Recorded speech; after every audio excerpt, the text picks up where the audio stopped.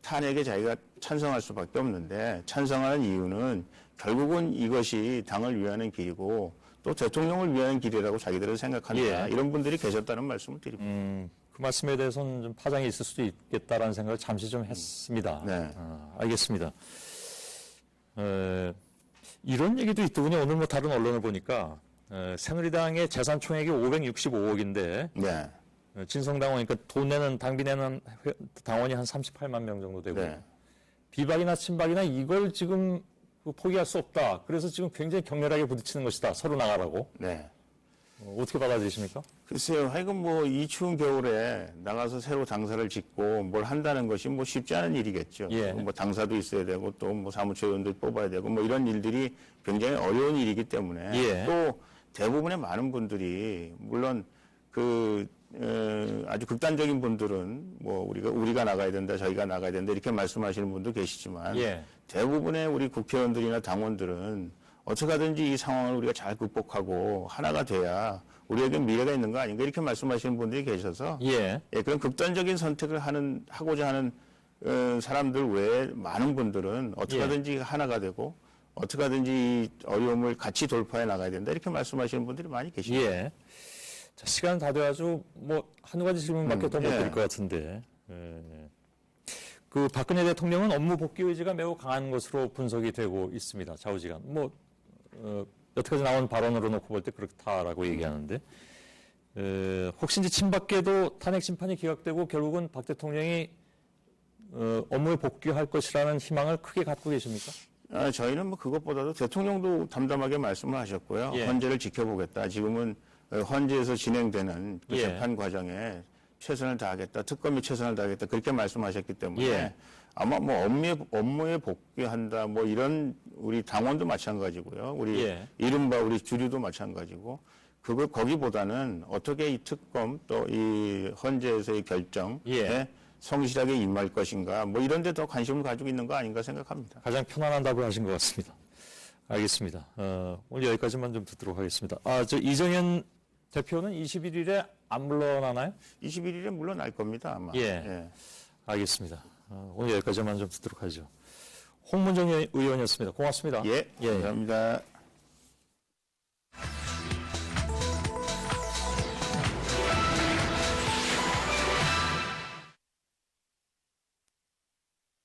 네, 관저 정치, 직무가 정지된 대통령이 정치에 개입할 수 있다는 우려가 벌써부터 제기됩니다.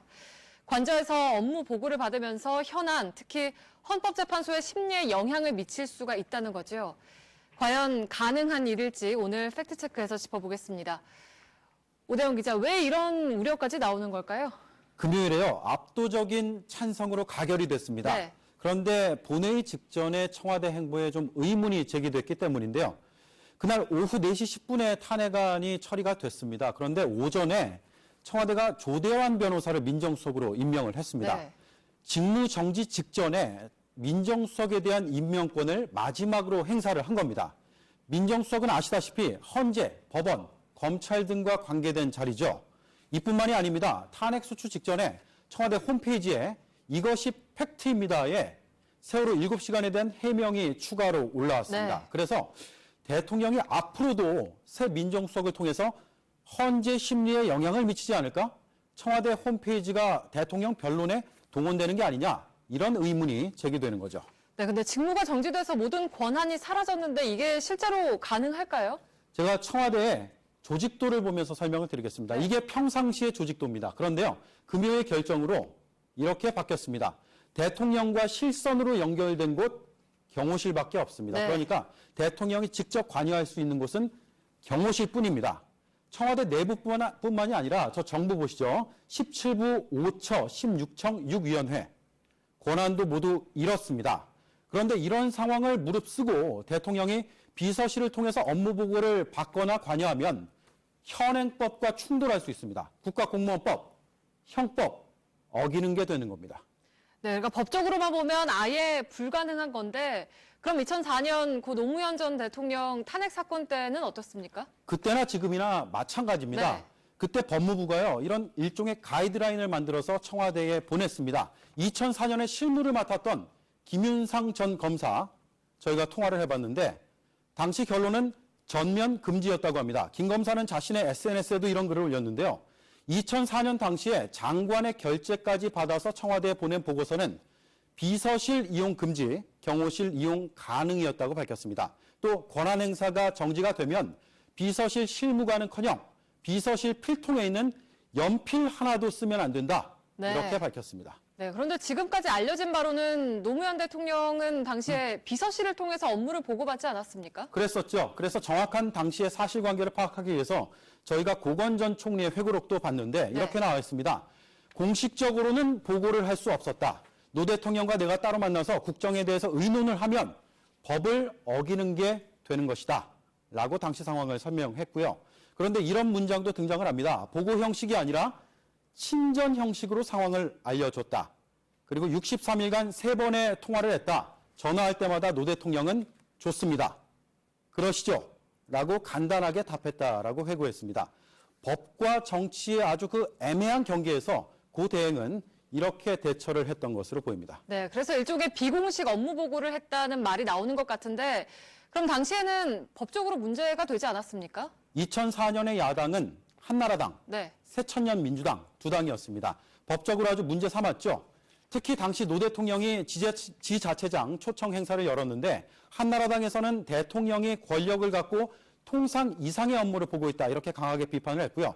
민주당에서는 비서실이 노 대통령에게 업무 보고를 하고 인사보좌관이 차관급 인사에 개입하는 것은 월권이라고 논쟁이 있었지만 법률적인 문제로 확대되지는 않았습니다. 네, 그럼 이번에도 비슷한 논란이 반복될 것으로 보이는데 결국 결론은 법적으로는 문제지만 정치적으로는 불가능하지는 않다는 거고 이거는 뭐 법률가 학자 다 취재를 해서 결론을 내린 거죠? 네, 저희가 전문가 취재 다 했고요.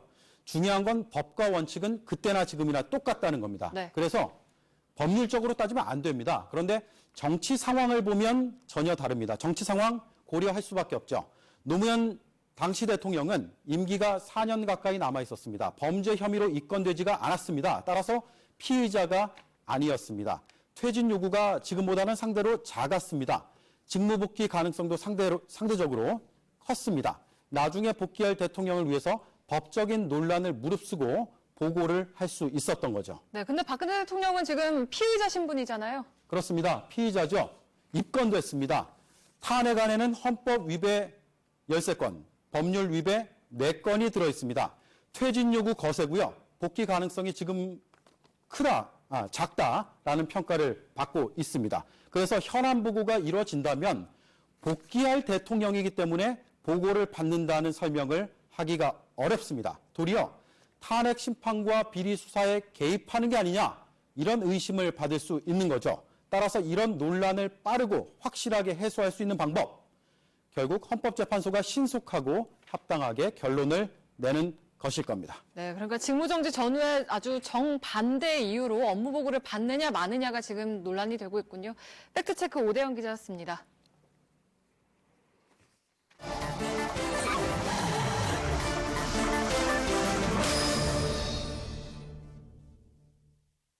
예, 비하인드 뉴스를 지금부터 시작하겠습니다. 이성대 기자, 열저 첫 번째 키워드는? 네, 첫 번째 키워드입니다. 조대환 청와대 엑스맨인가? 조대환 신임 청와대 민정수석의 과거의 글이 계속 화제가 되고 있습니다. 예, 연일 나오더군요. 그렇습니다. 네. 지난 10월 28일 글을 가져왔는데요. 자, 뭐라고 썼냐면 거짓말은 때로 작당해서 하면서 넘어가려고 하고 뉘우치지 않으면 몰매를 맞아야 된다. 또 이렇게 얘기를 했습니다. 대통령의 살아있는 유고는 그동안 작당해서 계속 거짓말한 것과 뉘우치지 않는 개인적인 품성 때문이다. 이렇게 상당히 원색적으로 비판을 했습니다. 예, 당시는 대통령이 1차 사과를 했지만 뭐 거짓 논란이 계속 일면서 더 악화되던 상황이 그런 시기였는데 이에 대한 비판이 맞습니까? 그렇습니다. 그렇게 볼 수 있는데요. 이런 글을 쓰면서 밑에다가 보시는 것처럼 중앙일보에 사설을 같이 걸어놨는데요.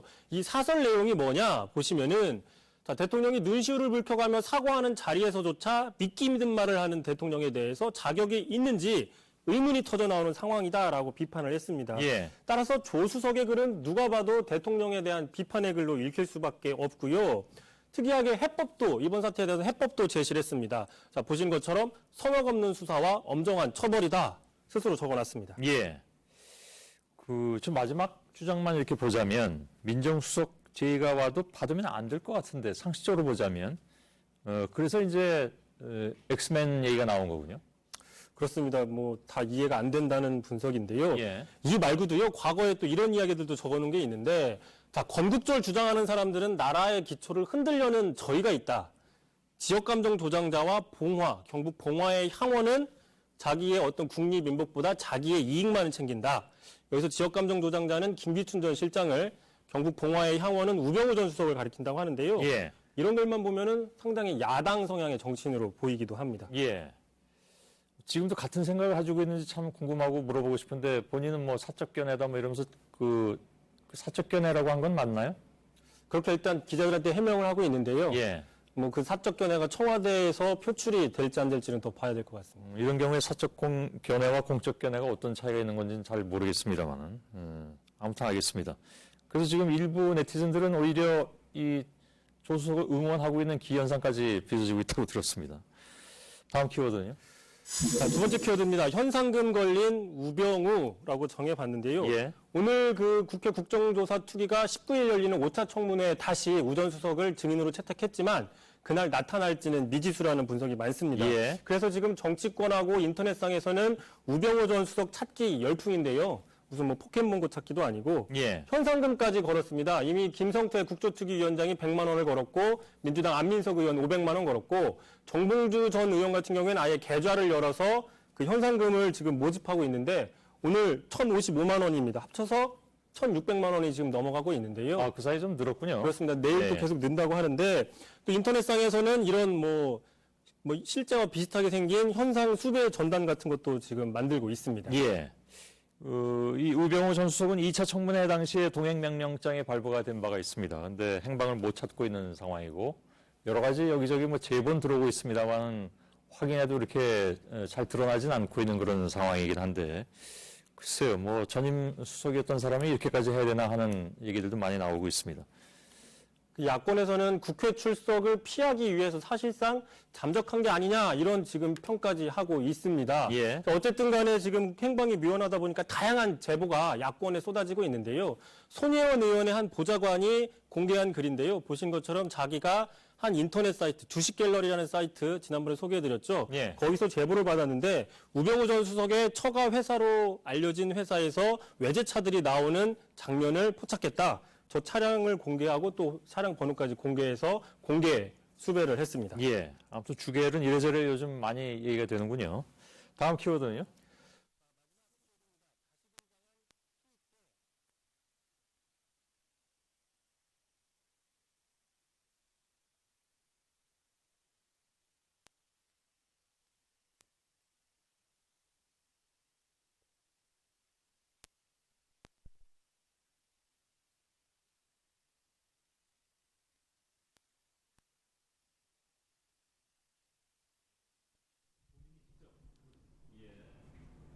그래서 이제 부서져 피닉스에 대해서 피닉스 이런 별명이 나온 거예요. 처음에 피닉스가 뭔가였죠? 그 안기문 총장이 친박계하고 멀어진다라는 분석이 나오는 와중이어서 실제로 그런지 모르겠습니다. 그래서 이제 이른바 친박계 구원 투사 이렇게 얘기가 나오고 있다는 얘기예요. 아직까지는 본인의 뜻입니다. 본인의 구원 투사가 되겠다는 뜻이 나오고 있는데 구원 투사가 될지는 앞으로 봐야 되겠는데요. 예. 참고로 이인재 전 의원은 6선을 할 동안 모두 당명이 달랐다는 진기록을 가지고 있는 표현이라면서 어떻게든 살아나는 끈끈하고 끈들기 생명력 상태를 찾아갈 수 있는 거고요. 제가 예전에 인터뷰를 한 적이 있었는데 이 피닉스라는 별명 항상 싫지 않은 표정을 지어낸 적이 있습니다. 그 장면 마지막으로 보시죠. 예. 피닉스라고 들어봤습니다. 예. 정치 역경도 많이 겪었는데 그래도 또 지역 주민들께서 저를 이렇게 살려놓으셨죠. 그런 것을 보고 그런 표현을 붙여주신 것 같은데 예. 4년 전 화면이죠. 예. 잘 봤습니다. 이성대 기자 수고했습니다. 내일 서울의 아침 기온 영도, 부산은 제로까지 올라서 오늘보다 10도에서 20도가 예상됩니다. 예. JTBC 뉴스로 마치겠습니다. 저희는 내일 또 최선을 다하겠습니다.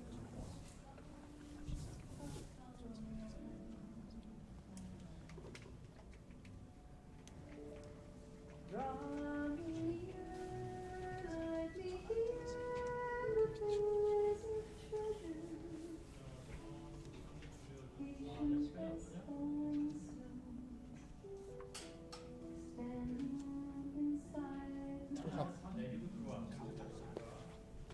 Only guessing by what truths are souls unmeasured.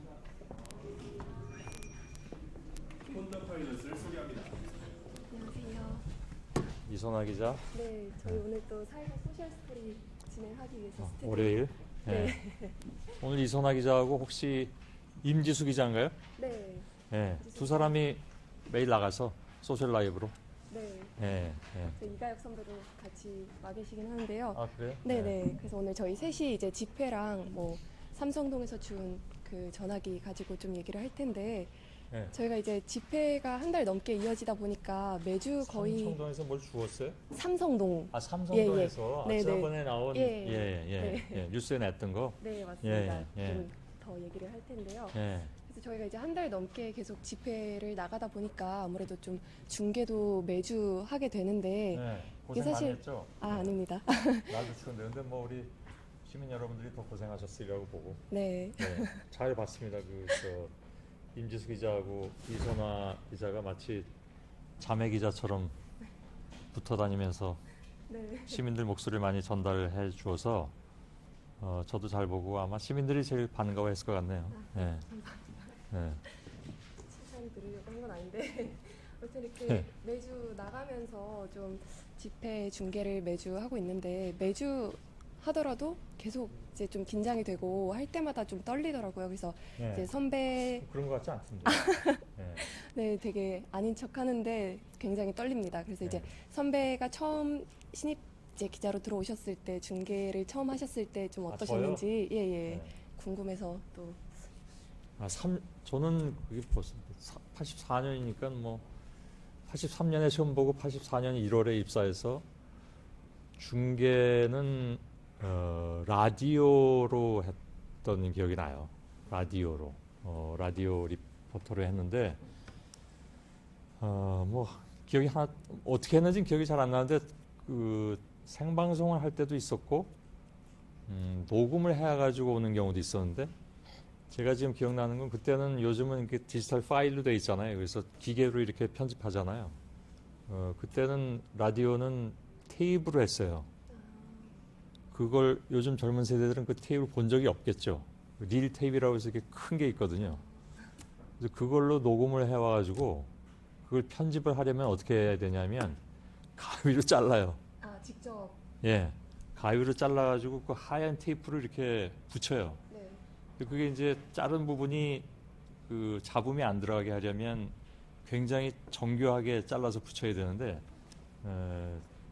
저는 그렇게 이선화 기자나 임지수 기자처럼 능수능란하게 리포팅을 잘 못했었기 때문에 굉장히 많은 실수를 했었고 그래서 그걸 굉장히 많이 잘라 붙였던 그걸 매끄럽게 하느라고 나중에 이렇게 편집 다 해서 보니까 릴 테이프가 정말 누더기가 돼 있던 그런 이거 옛날 얘기를 하게 되네요.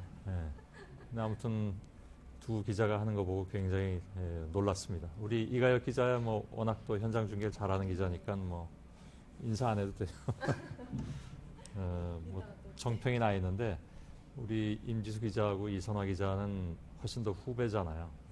후배인데도 하여간 현장의 목소리를 잘 전해주고 그래서 제가 보면서 놀라기도 하고 옛날 제 생각하면서 부럽기도 하고 그랬습니다.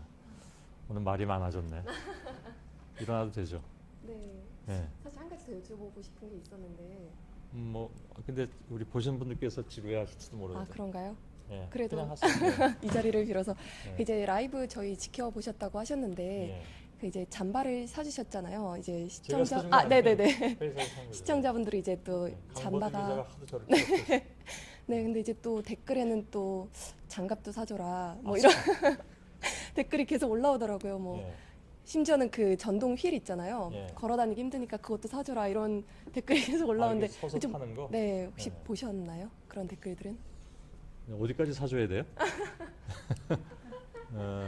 그것까지는 못 봤는데 장갑도 사죠 뭐. 아니요 사달라고 여쭤본 건 아니고 예. 혹시 보시면서 좀 사장 선배를 안타까워하시는 분들도 계셔서 아 저를 제가 너무 기자들한테 괴롭힘 당한다고? 그건 즐거운 일이죠 뭐. 예. 그나저나 강보들 기자는 언제 나오나 제가 지금 알겠습니다. 장갑도 사도록 하겠습니다. 전동일까지는 모르겠습니다. 감사합니다. 예, 이건 뭐죠? 예, 저희 오늘 아, 예, 예. 소셜 라이브. 자, 수고들 하세요. 네, 예. 고맙습니다.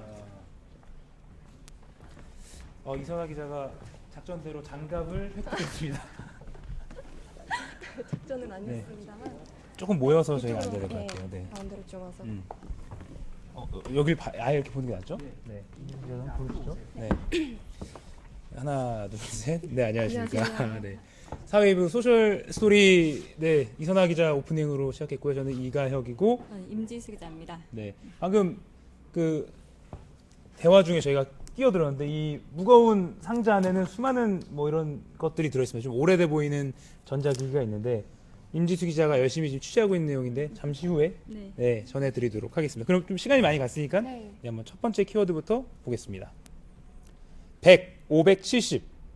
이거 뭐 이해가 되실 것 같은데 아까 밀집 카메라에서 저희 소개해 드렸지만 지금 지난 6차 촛불 집회 때 담장 기준으로 청와대 담장 기준으로 100m까지 행진이 허용됐습니다. 그리고 이 570은 아까 저도 말씀드렸지만 그 담장 기준으로 시민들이 들어갈 수 있는 그 행진 구역에서 570m만 더 가면 대통령이 생활하고 있는 관저가 나옵니다. 사실 저도 모르는데 저 이제 캡이라고 하죠. 남궁욱 기자가 워낙 그 청와대 출입도 하시고 정통한 이제 정치부 기자이기 때문에 그 구조를 잘 알고 있기 때문에 또 조언을 좀 받아서 저희가 내부를 파악할 수 있습니다. 그러니까 이번 횟수를 거듭하면서 촛불 집회 때 시민들이 청와대로 조금 더 가까이 갈 수 있다. 그리고 사실 법원도 그런 걸 인정하는 게 사실 질서 있게 유지됐다는 걸 많이 인정하는 거잖아요. 그리고 또 대통령을 향해서 목소리를 내는 거니까 이렇게 100m와 또 관저까지는 570m 그곳까지도 가게 했다. 뭐 이런 의미가 있어서 키워드를 뽑아왔습니다. 이건 빨리 넘어가죠. 네. 두 번째 일몰입니다. 이선화 기자, 일몰은 행진과 어떤 관련이 있나요? 이게?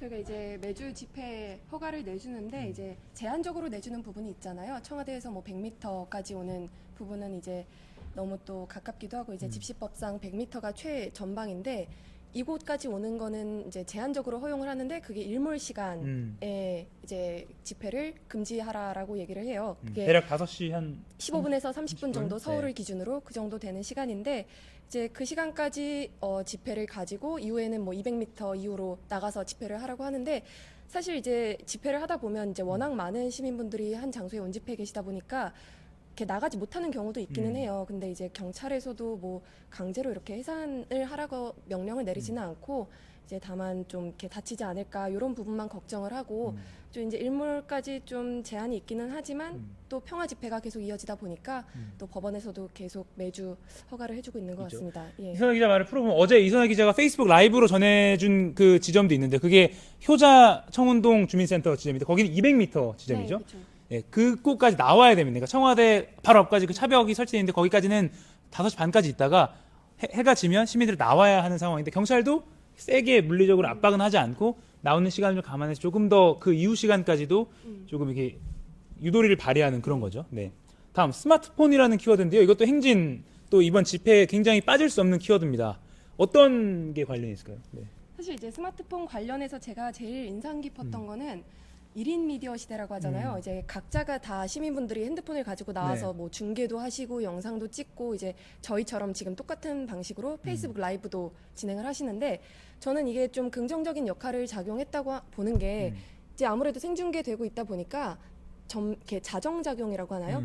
좀 평화 집회도 계속 이어나갈 수 있는 부분이고 어떤 뭐 과격하게 행동하거나 그런 부분을 좀 자중하는 느낌으로 이제 스마트폰 중계를 또 하시는 분들이 많이 계십니다. 그러니까 다니다 보면은 우리 이선화 기자도 페이스북 라이브는 이제 카메라를 앞에서 하는데 그거 못지않게 전문 방송인들처럼 이렇게 그렇죠. 하시는 네. 시민분들이 많잖아요. 네, 이선화 기자보다 훨씬 잘하는 사람도 네, 있었나요? 네, 그렇죠. 아, 예, 있었다고 합니다. 있었던 걸로. 네. 예. 저는 인상 깊은 게 예전에 제가 그 경복궁역 사거리에서도 한번 이걸 중계 때 켜서 보여드렸는데 이런 촛불 대신에 이렇게 스마트폰으로 촛불을 할 수 있는 것도 있더라고요. 앱이 있는데 지금도 나옵니다. 22명이 이 앱을 사용 중입니다라고 이 앱을 실시간으로 사용자까지 표시가 되는 서비스가 있는데 이게 뭐 제가 특정 앱을 홍보하려는 목적은 아니고 이런 식으로 정말 예전에는 볼 수 없었던 광우병 파동 당시만 해도 그냥 촛불을 들었죠. 그때는 이제 없었으니까. 폴더폰이니까. 네. 예. 근데 이렇게 좀 변했다. 이거 참 신기한 어떤 현상이다라고 좀 볼 수가 있고 또 스마트폰 하면 또 경찰이 체증을 하는 거에 대응해서 또 시민분들도 같이 막 네. 찍는 모습도 볼 수가 있어서 자, 그것도 좀 이색적인 모습이라고 볼 수 있을 것 같아요. 지금 계속 임지수 기자는 잠시 뒤 이 노란 박스의 정체를 밝혀주기 위해서 네, 계속해서 머릿속에 지금 정리를 하고 있습니다. 아, 예. 네, 잠시 후 기다려주시고요. 네, 계속해서 다음 키워드. 세월호 고래라는 건 이제 이선아 기자가 뽑은 키워드인데 예, 먼저 그림을 한번 보여드릴까요? 네, 그쵸. 네, 여기 있는데 네, 요거 뭐 많이 보셨을 것 같습니다. 이번 또 집회 이렇게 나오신 아래서 분은. 보는 거는 또 처음인데 네. 사진이 굉장히 또 이렇게 보니까 슬퍼 보이네요. 네. 그 고래 표정이. 어떤 느낌이? 이게 이제 그 형상화한 거잖아요. 세월호 이제 희생 학생들 304명을 태운 고래라고 이제 의미를 가지고 있는데 이 고래가 뭐 길이 7m, 너비 5m 정도 되는 건데 5차 때부터 나왔어요. 네. 5차 때부터 이제 국가인권위에서 유가족들이랑 같이 청와대 앞까지 행진을 계속하고 있는 건데 이 고래가 사실은 여기 위에 잘 보이지는 않지만 뭐 세월호 학생들이 타고 있는 모습도 보이고 또 이제 노란 돛담배도 이렇게 등에 있는데 이렇게 있죠. 등에 예. 있는데 잘 보이지는 않네요. 어쨌든 이런 고래를 이제 계속 가지고 나오면서 세월호 유족분들이 좀 그런 이제 돌아오기를 염원하는 마음에서 계속 가지고 오는데 이 고래가 청와대 이제 법원이 100m 앞까지 허용을 해주면서 고래가 또 이제 청와대 바로 앞까지 코앞까지 계속 갔어요. 세 차례. 네, 맞습니다. 그 유족분들이 이제 하시는 말씀은 청와대 박 대통령을 계속 만나자고 얘기를 했었는데 여기까지 오는데 2년 8개월이 걸렸다라고 말씀을 하세요. 그만큼 좀 어떤 세월호 유족들의 염원을 담은 좀 상징적인 고래라고 볼 수가 있어요. 네. 그리고 이번 촛불 집회를 좀 동력으로 더 많은 분들이 또 이제 세월호에 대해서 잊지 않고 또 계속해서 진실 규명을 하는 목소리도 있고 또 선배도 지난주에 다녀왔겠지만 네. 그 팽목항 맞습니다. 또 이제 찾는 사람이 많이 늘었다고 하잖아요. 네. 그만큼 좀 어떤 이번 집회와 맞물려서 계속 좀 이게 노란 리본과 비슷한 역할을 하는 것 같아요. 그러니까 노란 리본은 어떻게 보면 일부 시민들에게는 이제는 상투적으로 받아들일 수도 있는데 이런 새로운 어떤 캐릭터 이런 게 있으면서 다시 한번 세월호 참사 그리고 유가족 그리고 또 9명의 미수습자에 대해서도 좀 관심을 갖게 되는 계기가 됐다라고 볼 수 있고 제가 이거는 좀 아주 뒷얘기지만 재밌었다고 말씀을 좀 그렇지만 어쨌든 재밌었던 건 지난 청와대 바로 앞에 지난 토요일에 이 고래가 왔는데 이선아 기자 말대로 이 밑에 나무 막대기로 4개가 있어서 시민들이 들고 있잖아요. 그 맨 우측 뒷 나무 막대기를 들고 있는 학생이 저한테 뭐 저희 잘 보고 있습니다라고 저한테 응원을 해주면서 이거는 어떻게 나무를 들게 됐어요라고 제가 물어봤어요. 그러니까 저도 친구랑 지나가고 있었는데 여기 관계자분들께서 사람이 한 명 모자르다고 들어줄 수 있겠느냐. 그래서 오늘 어차피 집회 나온 김에 나무 막대기 들고 가고 있다고. 하루 종일 그러니까 이 고래마저도 그런 시민들이 이렇게 자발적으로 이렇게 여기저기로 이렇게 움직이고 데리고 다니는 그런 거라서 이 고래가 또 그런 의미도 있구나. 시민분들이 자발적으로 이렇게 같이 이렇게 움직이고 있구나라는 게 좀 인상 깊고 어떻게 보면 또 재밌는 포인트였던 것 같습니다. 네. 다음은 국화꽃입니다. 어떻게 보면 좀 비슷한 의미일 수도 있는 것 같고, 네, 국화꽃은 저도 많이 봤어요. 꽃 종류를 집회 네. 현장에서 어떤 의미가 있나요? 이 국화꽃이 이제 청와대 100m 앞까지 국화꽃을 든 시민들이 오셨는데 이게 어떻게 보면 박근혜 정권이 죽었다라는 의미에서 민주주의는 죽었다라는 의미에서 이제 국화꽃을 들고 또 이제 검은색 옷을 입고 행진을 하셨어요. 그리고 이제 청와대 앞에서 좀 던지는 퍼포먼스도 했었는데 네. 이번 집회 때 굉장히 좀 특이하다고 볼 만한 게 꽃이 굉장히 많이 나와요. 국화꽃도 그렇고 뭐 장미꽃도 그렇고 이게 어떻게 보면 비폭력 저항의 어떤 상징하는 그렇죠. 그런 결과잖아요. 그래서 그것도 사진을 한번 보여주시면 네. 좋을 것 같은데 준비가 돼 있죠? 네 이건데 제가 이제 현장에서 이 아이의 부모님 동의를 얻고 찍은 네. 사진인데요. 이렇게 뭐 아이나 뭐 이렇게 할 것 없이 전부 국화꽃을 들고 또 행진을 하기도 했었습니다. 네. 굉장히 패셔너블한. 네, 아이디어죠. 그래서 제가 네. 또 귀여워서 찍었어요. 네. 알겠습니다. 저희 국회에서도 지난번 금요일 날 그 표결이 있기 전에도 시민들이 장미꽃을 이렇게 던지면서 국회의원들에게 잘 판단해달라는 의미로 장미꽃 던지는 모습 봤는데 어쨌든 꽃이 이번 집회에 어떻게 보면 또 하나의 키워드가 될 수 있는 것 같아요. 네. 다음 키워드는 CCTV입니다. 여기서부터는 드디어 여러분 임지수 기자가 오랫동안 준비한 이제 제조를 하겠습니다. 네, 이 박스의 정체를 이제 공개를 해줄 텐데 이 카메라 잠깐 안쪽으로 한번 비춰주시죠. 여기 보면 굉장히 오래된 이 뭐라 그럴까요? 가전제품들이 있습니다. 전화기, 키보드, 요새 안 쓰는 이런 키보드도 있고요. 또 파란색 이런 파일도 있습니다. 자, CCTV부터 먼저 한번 설명해 주면서 같이 이 박스 내용도 설명해 주시죠. 네, 아 선배께서 아주 거창하게 설명해 네, 지금 주셨지만 네티즌 분들도 엄청 기대를 하고 계세요. 네. 제가 지금 아주 취재 중인 사안이고 그래서 취재한 데까지 오늘 좀 말씀을 좀 드리겠습니다. 일단 제가 제가 받은 곳은 이게 박 대통령 관련 삼성동. 물건이잖아요. 네. 삼성동에 박 대통령 사저가 있는데 그곳에서 한 100m 정도 떨어진 곳, 105m 정도 떨어진 곳에서 이것이 발견됐는데 네, 여기 지도로 다 표시를 해봤는데 네. 삼성동에 박 대통령 사저가 있다는 거 다 알고 있고 거기서 실제로 임지수 기자가 여기서 걸어봤더니 얼마나 걸리던가요? 정확히 187 걸음을 그럼 정말 가까운 거네요. 예, 동네 그렇죠. 슈퍼 정도의 거리인데 네, 걸어서 여기에 물건이 버려져 있었습니다. 이걸 임지수 기자가 네. 지금 발견하고 가져온 거죠. 네, 예, 제보를 받고 처음에 음. 이상한 박스가 있다라는 제보를 받고 제가 그 강남 라인 기자여서 네. 예, 강남 경찰서 출입 강남 기자입니다. 경찰 출입 기자여서 예, 가서 확인을 해보니까 정말 이상한 박스더라고요. 일단은 여기 지금 구청에서 과태료 부과 대상이라고 딱지를 붙여놨습니다. 이게 버려지지 말아야 할 곳에 버려졌다는 건데 그 제가 여쭤보니까 환경미화원분들도 이거를 보고는 너무 무겁고 좀 이상해서 그냥 두었다. 그리고 구청에 신고를 했다라고 하시더라고요. 여기 그냥 발견 당시에 임지수 네. 기자가 찍은 사진 보니까 쓰레기가 이렇게 막 섞여 있어요. 커피 예. 뭐 이런 과자 봉지도 있고. 네, 이걸 여기서는 지금 예. 여기가 지금 사거리인데요. 거의 사거리여서 지금 내 쓰레기 아니다 이렇게 서로 이제 주민들끼리 약간 실강의를 하고 있던 그런 문제의 박스였거든요. 네. 안에 무엇이 들었는지는 사람들이 잘 모르고 그냥 계속 쓰레기가 쌓여가던 그런 박스인데 네. 이 안에는 한번 보실까요? 네. 일어나서 카메라다 오시고요. 네. 예, 일단 말씀드리면 거기 CCTV가 없는 사각지대여서요. 네. 제 생각에는 거기가 이게 뭐 쓰레기 무단 투기의 핫플레이스로 불리는 그러니까 그 주민들이 잘 아는 무단 투기할 수 있는 공간이라는 거죠. 그러니까 적어도 삼성동에서 오래 산 사람, 주변에 살고 있는 사람이 이것을 그 장소에 가둬놨을 것이다라고 추정이 되는데 네. 자, 그럼 이걸 분석을 해봤어요. 다음 네. 키워드 문고리랑 연결져서 한번 볼까요? 계속해서. 네. 예, 한번 보시면 여기 여기- 익숙한 이름들 예. 나옵니다. 정호성 보이고요. 네, 정우성, 또 그리고 뭐가 있을까요? 안봉근 안봉근도 전 보이네요. 비서관, 이재만 전 비서관, 네. 그리고 고이춘상 고이춘상 전 보좌관, 보이고요. 그리고 여기 정경숙 씨 뭐 네. 이렇게 나오는데 이쪽 전화기에도 정호성, 이재만, 안봉근 다 보입니다. 네. 이른바 문고리 3인방이죠? 네, 지금은 떨어져 있는데 이 전화번호 위에 169를 반드시 누르고 사용해 주세요라는 종이가 붙어져 있었어요. 169는 그거 아시죠? 별 23샵. 네. 그 발신자 번호 제한하는 네. 그 장치인데 그 번호를 꼭 누르고 해달라. 그러니까 뭔가 비밀스럽게 서로 소통하기 위해서 네. 좀 만들어 놓은 번호일 텐데요.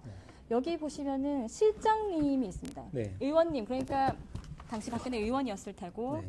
의원님 다음에 네. 그 넘버 3로 지금 실장님이 적혀 있는데 이 실장님은 아시다시피 이 당시 그 박근혜 대통령의 비서실장이었던 네. 정윤회 씨였을 가능성이 크거든요. 크네요. 예. 네. 이 당시에 지금 좀 이따 설명을 드릴 텐데 네. 같이 발견된 이 파일들, 이 문서들이 2000년대 초반에 그 한국 뭐 미래연합 이슈들을 다 담고 있는 파일들이죠? 네네. 그때 박근혜 그 당시 의원이 그 한나라당에서 나와서 신당을 이제 만들 때 준비하던 작업들이거든요. 그 흔적들이거든요. 네. 그래서 보시면 여기 또 다른 번호들이 있는데 번호들이 있는데. 이거 한번 걸어 어디 번호인지 한번 좀 알아봤나요? 3, 4번 네, 뭐 지금은 번호. 다 전화가 안 되는 번호들인데 이 두 번호가 보면 유경수 여사 기념사업회 거기 번호더라고요. 네. 지금 같은 신사동에 있는 곳인데 있던 곳인데 뭐 한국문화재단이라고 당시 뭐 제2의 정수장학회다 뭐 이런 비난을 받았던 그런 의혹을 받았던 그 대통령 그 박 대통령의 그 정치 생활 어떤 그 자금 금고처럼 네. 사용됐던 곳이다라는 그 의혹이 있었던 그런 곳들과 관련된 번호거든요. 그러니까 이 전화기 안에 이 전화기 하나에 정말 다양한 대통령의 네. 의원 시절에 관련된 그리고 지금까지도 청와대에 있었던 거론되는, 그런 사람들이 네. 다 여기 있는 거네요 지금. 네, 아. 한 자리에 모여 있는. 그러니까 이거는 지금 우리가 아까 박 대통령 그 삼성동 사저에서부터 뭐 얼마 안 떨어진 곳에 발견됐는데 네. 이거 누가 봐도 그냥 의심의 여지 없이 박 대통령의 그 거기에 있던 게 버려진 거라고 보는 게 가장 어떻게 보면 타당하겠네요. 네, 네. 저도 의원님, 그러니까 다른 데서는 조금씩 의심을 품다가 여기 두 내선 번호, 2447, 7933, 7934, 네. 그 유경수 여사, 고 유경수 여사와 관련된 네. 그 번호가 나와서 이제 확신을 했습니다. 아, 이거는 그 박근혜 의원 시절, 네. 박근혜 의원 시절에 관련 사무실에서 쓰던 전화기였겠구나. 네. 그렇군요. 그럼 네. 다음 키워드를 보면서 계속해서 설명해 드리죠. 그러면 봅시다. 큰 그림이라는 키워드인데 이거는 임지수 기자가 직접 선택한 키워드인데 어떤 의미로 좀 이런 키워드를 선택했나요? 아까 말씀드렸듯이 이 대부분 파일들이 네. 2000년대 초반에 네. 그 신당을 창당하려고 했을 때 준비하던 작업의 흔적들인데 네. 보시면 여기 대부분 그 관련 네. 된 것들인데요. 보시면 정강 정책, 네. 당 관련 디자인, 네. 조직도 뭐 이런 창당 것들- 일정, 네, 되게 자잘해 보이는 공약 개발. 네. 여기 외교통상국장감사 그 당시에 박근혜 의원 시절 외통위에 소속돼 있었기 때문에 상임위가. 네. 네.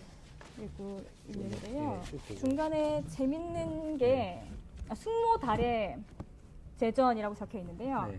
이 숙모 달의 제전, 숙모하다라는 뜻 아시죠? 네. 달해제라고 그 매년 이제 경북 지방에서 음. 구미에 있는 달해제에서 박정희 대통령을 추모하는 아. 그런 추도식을 갖고 있거든요. 네, 네, 네. 여기서 구글에서 한번 찾아보시면 네. 그 관련 사진 매년 나오고 있고 어. 또 기사도 나오고 있는 건데 그것과 관련한 것도 챙겨봤다. 국회 공식 이 파일 관련해서 이 철을 만들어서 관리를 했다는 거. 아 이게 지금 네. 국회 마크군요 이게. 네, 거기서 쓰던 그렇군요. 국회 그 마크가 파일이거든요. 있죠. 지금은 안에가 국회라고 한글로 바뀌었지만 네. 이 당시에는 국이라는 나라 국자를 썼죠. 네, 박근혜 뭐 아버지의 박정희 대통령의 그 뭐 추도 행사도 네. 정말 소중히 여겼다는 네. 걸 볼 수 있고요. 이 두 개 네. 키워드도 좀 재밌는 것 같아요. 소개해 네. 주시죠. 저기 보시면 네. 그래서 대부분은 아까 말씀드렸던 2000년대 초반 그 네. 신당 창당 관련한 그 자료들인데 네. 조금씩 선이 굵은 자료들이 나와요. 네, 네, 네. 그 아주 야심이 돋보이는 게 독일 경제 네. 그리고 북한 경협 뭐 이런 것들 보이는데요. 네. 경제 협력 네. 그리고 그린벨트 뭐 관련 철 네. 이런 것도 있고요. 북한 경협하면 이 당시인가요? 네, 맞습니다. 네. 박근혜 의원이죠 당시. 네. 네. 박근혜 의원이 이때 외통위 소속으로 네. 그 잘 실제로 보이네요. 네. 예, 방북을 했던 사진이 그 뒤늦게 공개되면서 굉장히 네. 뭐 논란이 되기도 했었고 굉장히 큰 화제가 됐었는데 네. 네, 직접 김정일 옆에서 찍은 사진도 네. 있습니다. 네. 이 당시에 통일과 또 남북 관계를 생각하는 네. 위치에 있었다는 거, 네.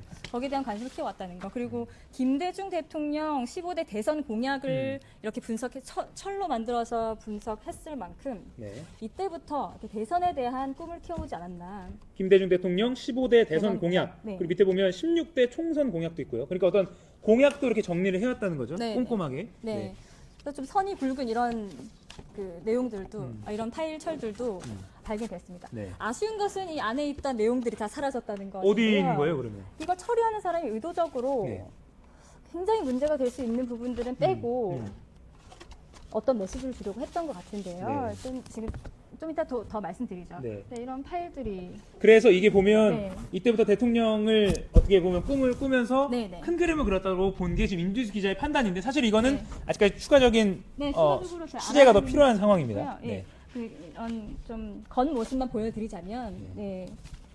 꽤나 큰 그림을 그렸던 그렇죠. 그런 네. 흔적들이 남아 있다는 겁니다. 네. 자, 그러면 마지막 키워드 한번 볼까요? 네. 네. 의도된 무단 투기입니다.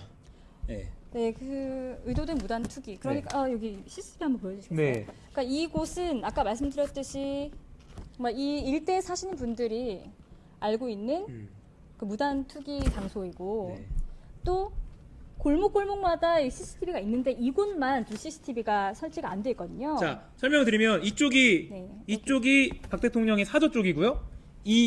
이쪽이 이 쓰레기가 발견된 지점이죠. 네, 지금 보이지 않는데 CCTV 없는 곳인데 이 한쪽을 비추는 정말 희망과 같은 저에게 그 신랑 같은 희망을 주는 그런 CCTV가 있는데 제가 이걸 그 전날 발견된 전날 그 심야 시간대부터 그 다음날 동틀 때까지를 다 돌려봤는데 직접 임주수가 지금 가져온 영상이죠. 네네. 거기서 특이사항은 이렇게 발견되지 않았거든요. 아쉽게 이쪽을 네. 좀만 더 비춰줬으면 좋았을 텐데. 네. 사저에서 직접 누군가가 이 노란 박스를 들고 나오지 않을까 또는 차에 싣고 가지 않을까 이런 기대를 했었던 건데 근데 그런 거는 좀 보이지가 않았어요. 이렇게 네. 오는 노란 박스 들고 온 남자나 뭐 차는 네. 없었다. 네. 제가 추측하는데 이렇게 오지 않았을까요? 네, 그러니까요. 네, 그러니까 이렇게 야, 네. 이곳을 잘 아는 사람이라면 여기 단 한 대의 CCTV가 있다는 걸 아는 분일 테고 네. 그렇기 때문에 아마 이 기자의 상상력 정도는 네. 뛰어넘지 않았을까 네. 해서 이거 제가 담아온 이유는 그냥 가장 특이했던 그 새벽 시간대이기 때문에 뭐 없습니다. 굉장히 뭐 천천히 걸어가는 사람들 뭐 이런 것뿐인데 차가 잠시 섰다 가네요. 네, 차가